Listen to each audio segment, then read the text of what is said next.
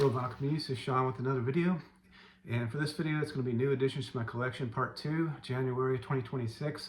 Many of these, however, are from late 2025, last few months of December, November of 2025, maybe some bleeding into October. But anyway, they're new additions to my collection. So I'll just go ahead and get started. Thank you for watching. And so I'm going to show, there's another stack that I discovered this morning that I realized that I got recently, probably November, December, late November, early December, even so maybe some into October. So I'm going to show those first. I didn't write any notes, so I'll try to go through these quickly. And Duran Duran Notorious is the first one I'll show. And this is when I lost track of Duran Duran. I didn't actually ever own this album. I remember being disappointed by the song Notorious, but I remember liking at the time Skin Trade. I thought that was a great song, but the whole album is very, very good. I'm just so happy I grabbed this one. And it's got American Science, which is a great song, Skin Trade. And then on side 2, Vertigo, or Do the Demolitions, just outstanding. Mi del Presidente is also excellent. Really, overall, a really, very great album from Duran Duran. And yeah, I got this off a Whatnot seller, and I piggybacked some albums that weren't high on my priority list, which is on that stack, on this stack as well. All right, and the next one that I got is Missing Persons, and this is just a great 1980s classic album, and it ain't, or actually Destination Unknown and Walking Out in LA are the two main songs off this one, which are great songs. And it's got Dale Bozzio, Terry Bozzio, I think their husband and wife team, and I think they went off a cliff after this particular album. I don't think their albums did nearly as well after this debut album. I want to say this is their debut album. Could be wrong on this, and it's a 1980, is it 82? No, yeah, 1982. I think it's 82. Really small writing there in the back, but yeah. So Missing Persons, Spring Session M. All right, Katrina and the Waves, and this one I bought at a mall, at a Vero Beach Mall, which is nearby my house, which is hardly any foot traffic. It does terrible. It's had like 5 different restaurants try to successfully succeed inside that mall. They all miserably failed. It's got a nice movie theater that does quite well, but that's the only thing that does well.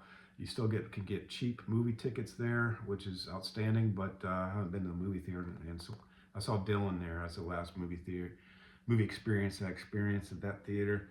But yeah, real cheap tickets. But anyway, the stores, they got like a church where a Sears used to be, so it's, yeah, just not doing it's doing horribly.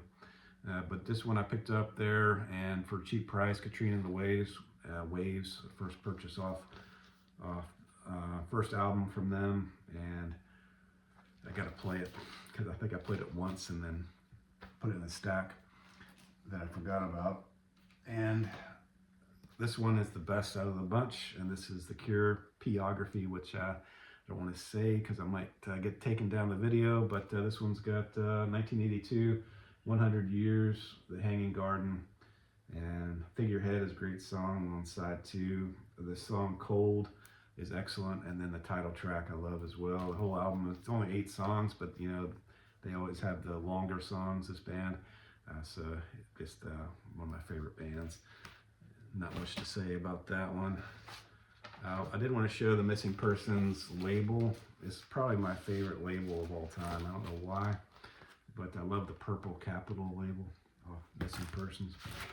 All right, and Randy Nelson from Randy for Royals channel showed this one, and I put it on my list. I saw that same antique mall, not antique mall, but that same mall that does horribly well. And this is sort of an early 80s, 1981.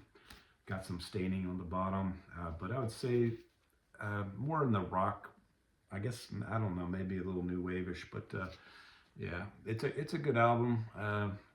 Pet Rock, Sinceros.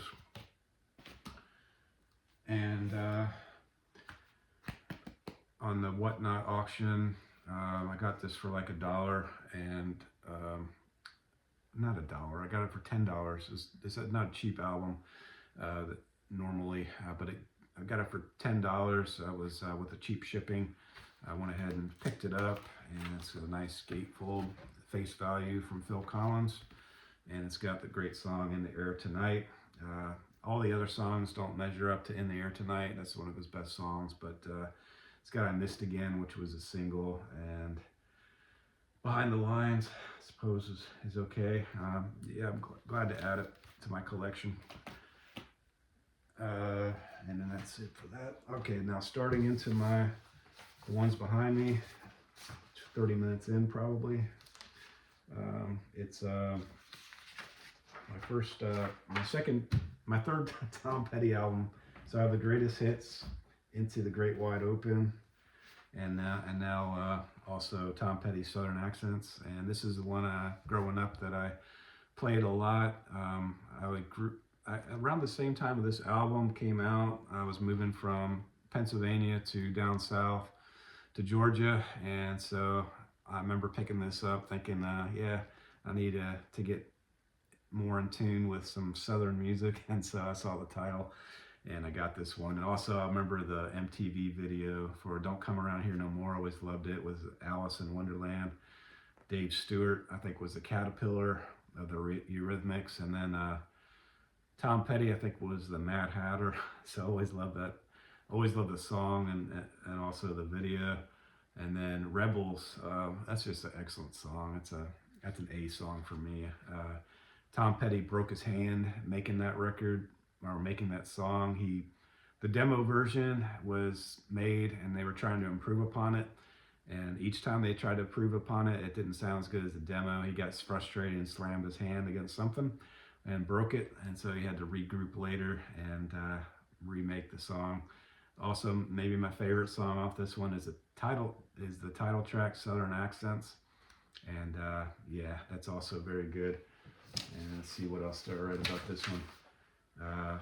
There was a third single off this one besides the one I mentioned. It's called "Make It Better, Forget About Me," and for me, that's a filler song. I don't know how that became a single, but I wouldn't say I would replace it with any other song, because most of those other songs are kind of just like average songs. I don't want to say filler, but just not nearly as good as the three I mentioned, in my opinion.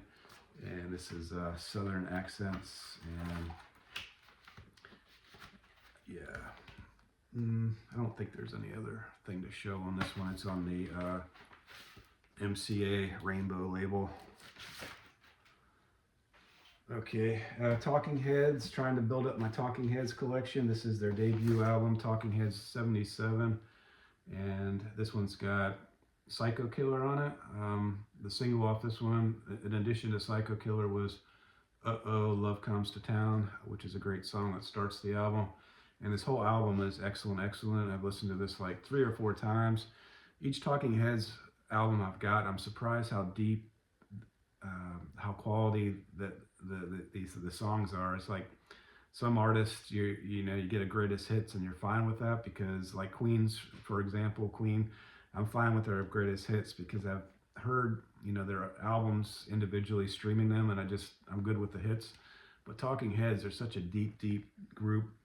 Maybe that's why they're so well respected as a band. But this first iteration of the band, Martina Wafelmouth, Jerry Harrison, David Byrne, and Chris Franz are the band members here. And there's them in the back. It's also got a really great picture on the original sleeve. Original sleeve of this reissue, that is. All these albums are between $20 and $25, these Talking Heads, and they sound just excellent. The mastering on it, the sound quality is just great. And they all go, like I say, between 20 and 25, or a couple I think I got for 18. But yeah, there's a picture of the band there. Great picture. Their debut album. Okay, and the next one, I saw Brian do Mike's quadrillion subscriber video, and he got this for his wife, and he hates it, which the last song, he said, for crying out loud, I think he said that the last song on the record is a terrible song to end with, so I'm going to spin that tonight probably just to hear that song.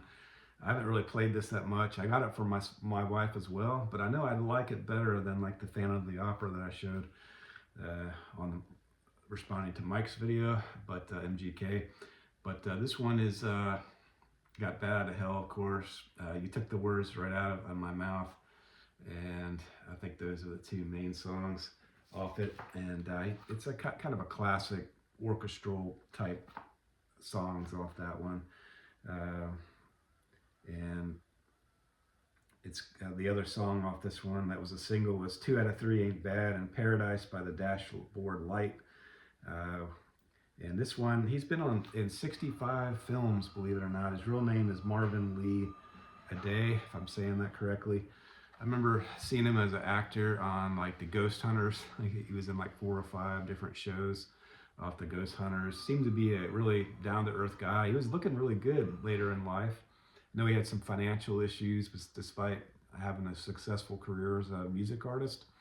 But he had some financial issues, and you know, he looked really good at his old age. At an older age, he was skinny. He looked really good, and he's also in some movies: Rocky Horror Picture Show, Wayne's World, Fight Club, movies that I've watched. I remember seeing him in, and yeah, I guess that's all I'll say about this album. This is the debut album, 1977, and that's Meatloaf, Bad Out of Hell. All right, and trying to collect the Doors as well, slowly but surely, just sprinkling some Doors in. Try to get maybe 1 or 2 every year, and this is the Morrison Hotel. And I read, I'm not sure if it's true, that this Morrison Hotel, nothing to do, of course, with Jim Morrison, but it's in Los Angeles, and they weren't allowed to film in the position they're in now, but they got distracted, the front desk folks, or the owner, somebody helped distract them, and they were able to take this picture. It's got one of the best gatefolds, I feel, in music history, with this great gatefold. That's just a cool photo that I would love to have in my album room or in my record room for sure. One of my favorite bands from the 60s, and there's the back. Also the Morrison Hotel. Actually, no, this is the Hard Rock Cafe. What am I saying? I think this was like across the street from the Morrison Hotel. I don't know if the hotel or what's in place there now. I should have looked that up. But I think that's all I wrote. This is a 1970 album, and previous album was Soft Parade, and this is the return to the blues rock style. I do like Soft Parade though. I think that's a great album. And this is You Make Me Real and Roadhouse Blues were the singles. And yeah, album did quite well. And Doors. Concrete Blonde, Joe Napolitano, one of the great voices. Kind of reminds me of the lead singer for 4 Non Blondes in that same style. And James Mankey, Paul Thompson, and this one's got the Bloodletting, the vampire song, was a single off this one. It's got the song Joey, which is their, I guess their most famous hit from their career, is Joey. And let's see, what was the rest? I think Tomorrow Wendy, maybe? No, Caroline. Yeah, Tomorrow Wendy was a single, and also Caroline. So 4 singles off this one, with Joey by far being the one that everybody recognizes. And this was, it went to #1 on the U.S. modern rock charts and the top 20 of the pop charts. So did extremely well. And it's got Peter Buck in it from REM. He plays mandolin on Darkening of the Night. And that concludes my REM shameless plug for this video. Concrete Blonde, Bloodletting. All right, Depeche Mode, Songs of Faith and Devotion. Slowly but surely starting to try to get their studio albums as well.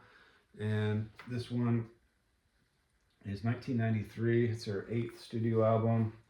And I feel you walking in my shoes, condemnation, and in your room are the singles off this. And there's more pictures of the band there. And it's got nice liner notes by Daniel Miller, and the lyrics on the other side. And it's on, I guess it's a custom label on this nice reissue. I think the reissues are more expensive than, say, the Talking Heads, but not totally unaffordable for sure. So I'm trying to collect the Depeche Mode albums, and so thrilled to have this one. I think this is more harder edge than their previous albums. And so, Songs of Faith and Devotion from Depeche Mode, excellent song music. And Death Cab for Cutie, one of my favorite bands of all time is Death Cab for Cutie, and I have a quite extensive collection of Death Cab. I probably have 75% of their discography, maybe. I should have wrote that down. But so Death Cab for Cutie, this one is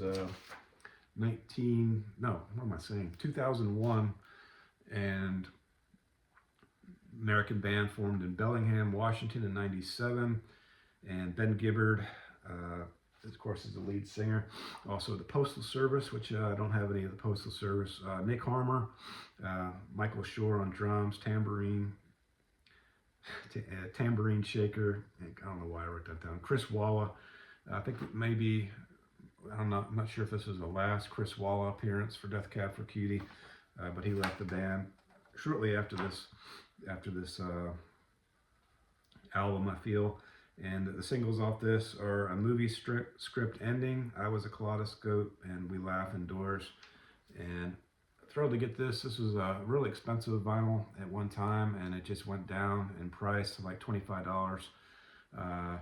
So I had to grab it, and I think I got this off Amazon. It just went down to a price I couldn't resist, because normally it's upwards of $35 or so.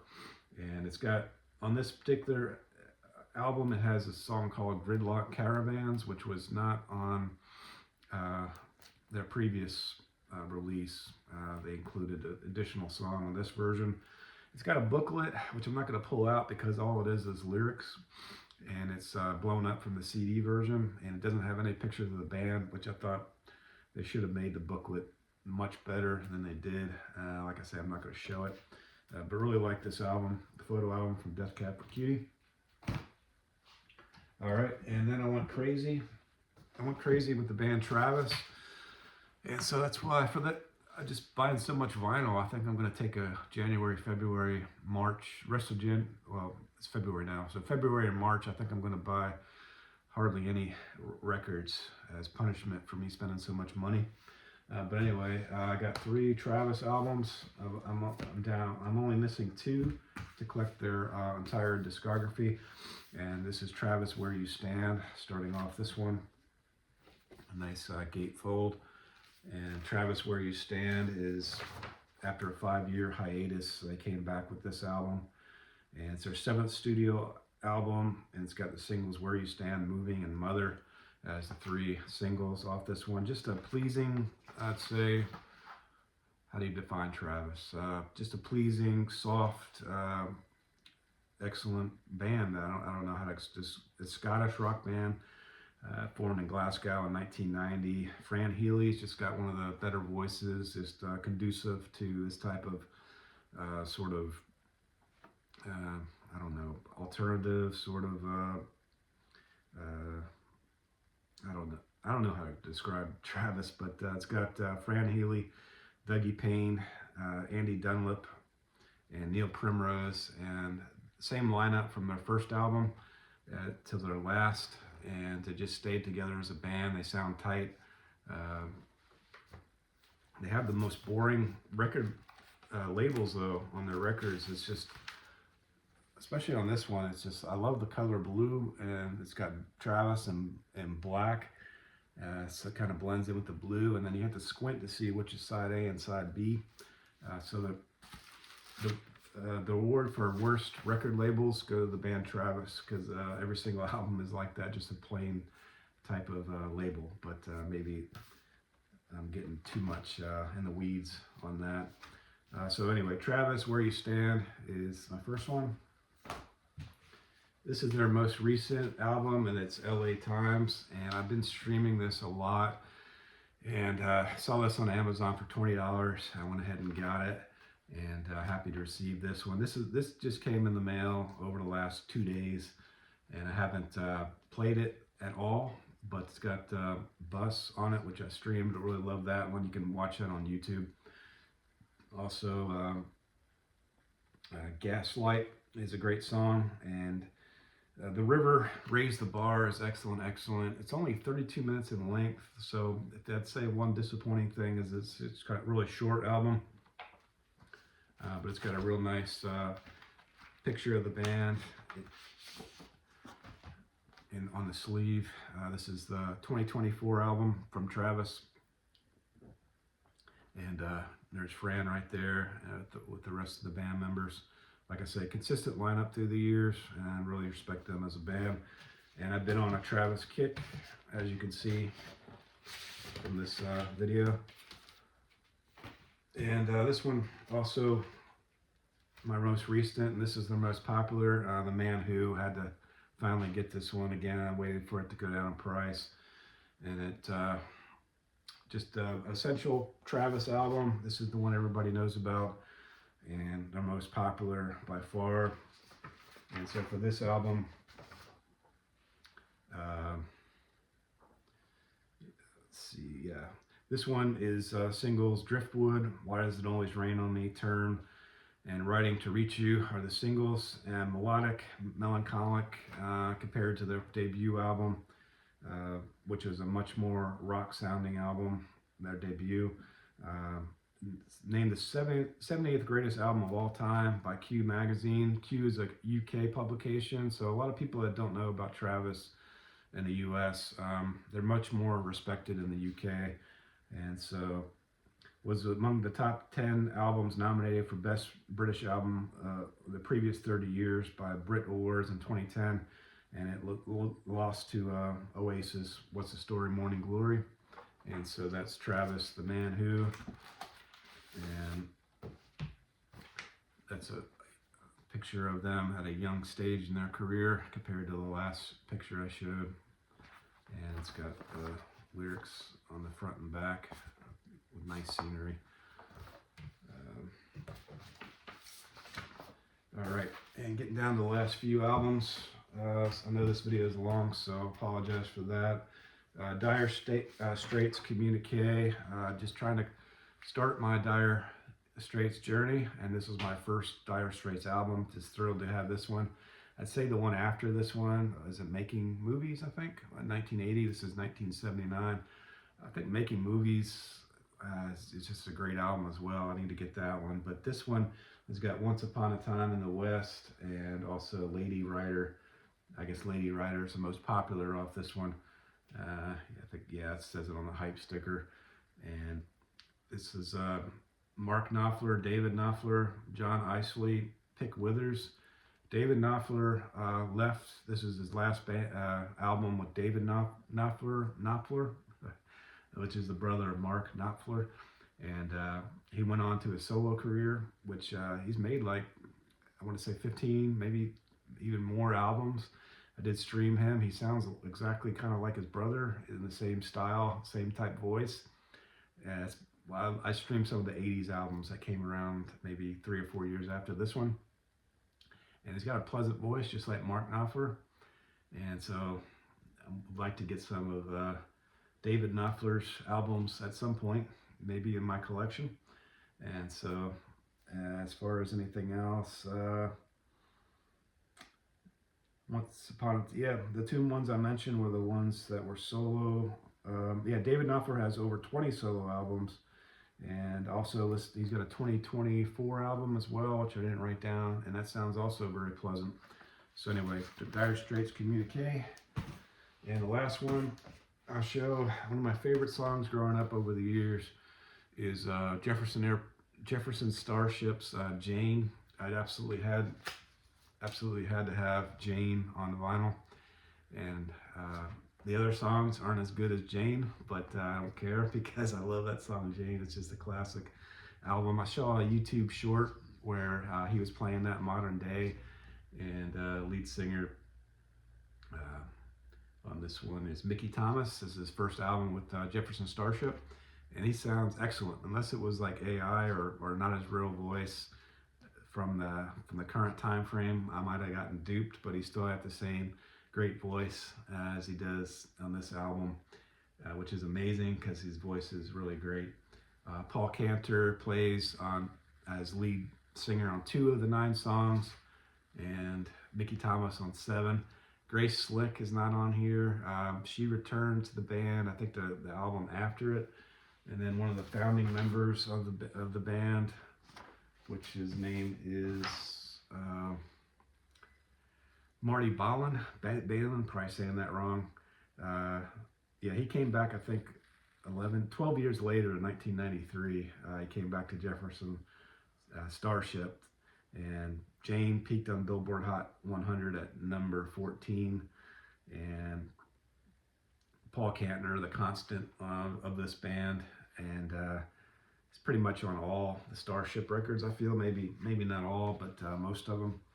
And it's got the great gatefold here. This album is in great condition. I bought it from a Whatnot seller, and yeah, he's got just one I've always wanted to pick up. So happy to end this video with Freedom at Point Zero. I don't think I ever said the name of the album. So that's the end of this video. If you watch this far, I appreciate it. Any thumbs up are appreciated. Any comments, and we'll see you in the next video.